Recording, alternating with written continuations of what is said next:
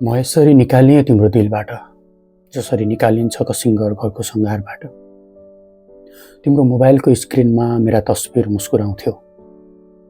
हरेक पल तिम्रा म्यासेजका गल्लीहरूमा हाम्रै प्रेम लिपि छायाहरू ओहोर दोहोर गरिरहन्थे।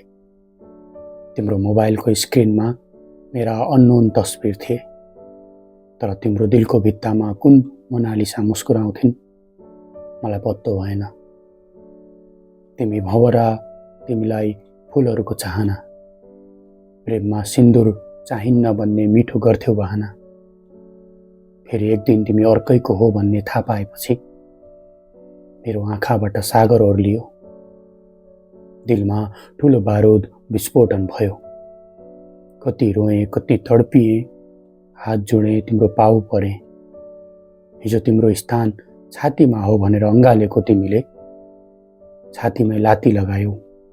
आफै भन मलाई कति दुख्यो होला। आज म तिम्रो ब्लक लिस्टमा छु, तर तिमी मेरो सर्च लिस्टको पहिलो नम्बरमा। हेर्छु तिमीलाई दिनमा हजारौं पटक, अर्कैलाई समर्पित प्रेम शब्द र तिम्रा तस्बिर। मलाई डोर्याउँछन् अन्धकारमा तिम्रा ह्यासट्याग र मेन्सनहरू। मलाई जिउँदै जलाउँछन् तिमीलाई आएका ड्युट र कमेन्टहरू अनि इमोजीहरू।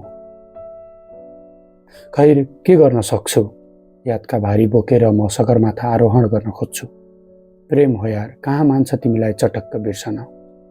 थाहा छैन म कहाँ पुगेर अन्त्य हुन्छु।